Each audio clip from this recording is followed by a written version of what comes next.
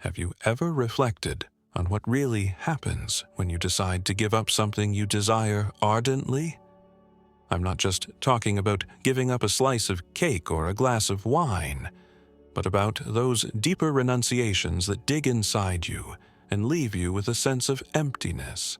It is in the silence of the body that, frequently, the soul begins to express its cry.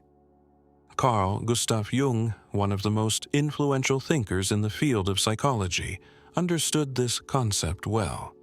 Abstinence is not just a physical act, but a true inner journey, a dialogue with the most hidden parts of ourselves.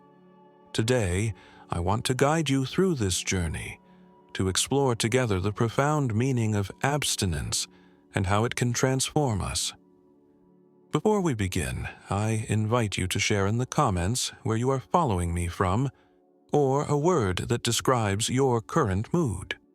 I love reading your experiences and building an authentic connection. Returning to the main topic, the word abstinence often evokes a negative reaction, right? It appears as a punishment or a sacrifice. However, Jung interpreted it differently.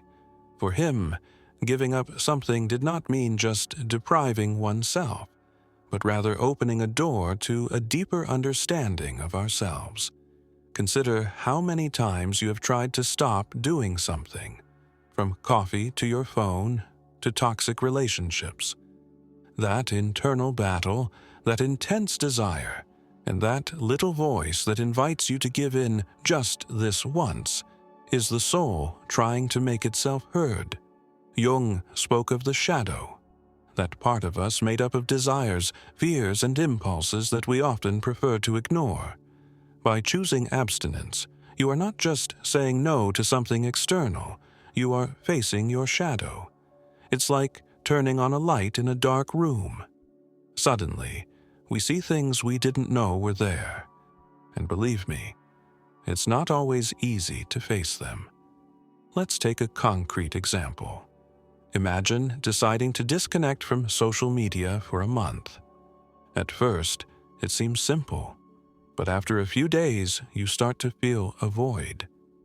You might realize how you used Instagram to distract yourself from your thoughts, to avoid loneliness or anxiety.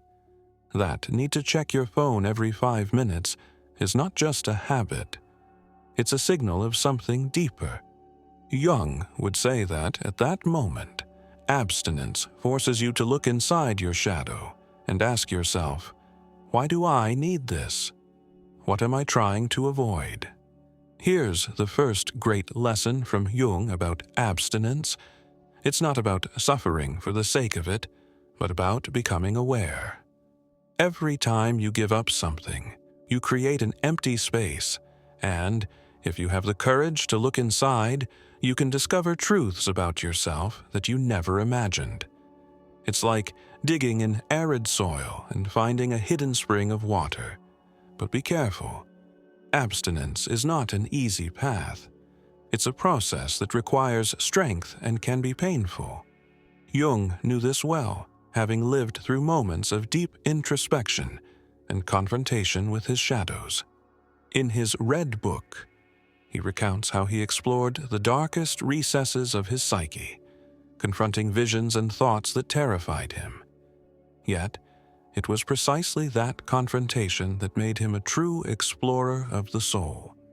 You don't have to be Jung to understand the power of abstinence. Reflect on something you've always wanted to change in your life. An addiction, a habit, a relationship, a way of thinking. Every time you choose to say no, you are performing an act of rebellion against that part of you that wishes to remain in the comfort zone. It's like telling your laziest self, I'm in charge and I want to grow. There's also a deeper aspect. Jung linked abstinence to the concept of transcendence. The human soul does not settle for merely surviving. It wants to rise. And abstinence is one of the paths to achieve that goal. When you give up something, you are not just saying no to desire, but you are affirming a yes to something greater. It's like releasing trapped energy you can use to create, dream, and move closer to the most authentic version of yourself. Imagine an artist who decides to work in silence without distractions for months. He gives up nights out, messages, and the noise of the world. In that silence, he finds inspiration. Or consider someone who chooses to abstain from superficial relationships, even though the loneliness is heavy. In that empty space, he begins to understand what he truly desires from love and life. In this sense, abstinence is not deprivation, but transformation. However, be cautious. Jung warned that if approached without awareness, abstinence can become just another form of repression. Giving up food to punish oneself or stopping socializing with friends out of guilt does not free the soul, but creates new prisons.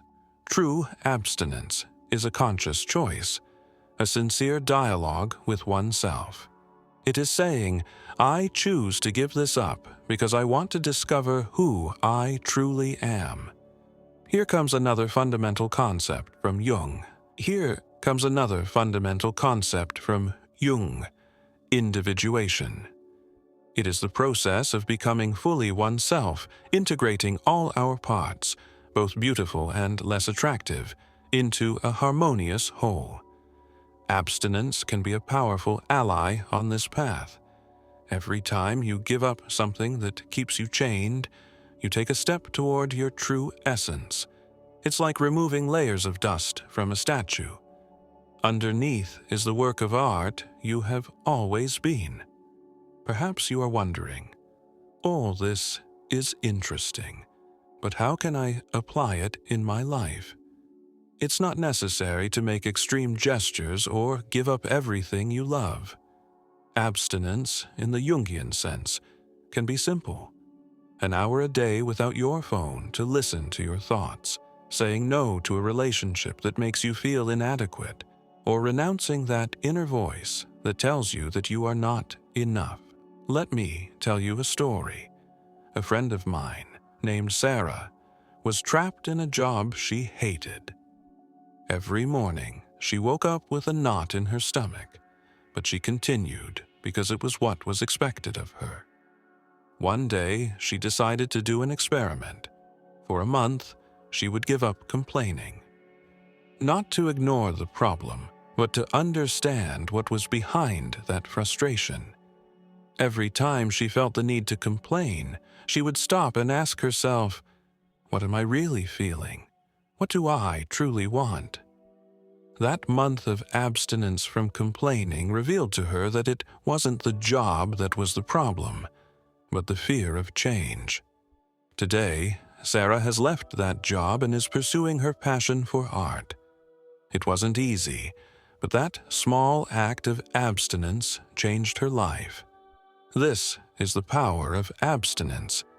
It forces you to look inside yourself, to make peace with your shadows, and to discover what you truly desire. But it's not just about giving up. It's also about trust. Trust that even when the body is silent, the soul has something to communicate. And if you have the courage to listen, that voice can guide you toward a more authentic life. Now, I want to challenge you. In the coming days, choose one thing, even small, to give up. It could be your morning coffee, checking notifications every 5 minutes, or simply the tendency to always say yes when you would rather say no. Make this choice with awareness. Every time you feel the urge to give in, stop and ask yourself, what am I feeling? What does my soul want to communicate? Write down what you discover, perhaps in a journal. You might be surprised by what you can learn about yourself. Jung left us a valuable message. Abstinence is not just saying no, it is affirming a yes.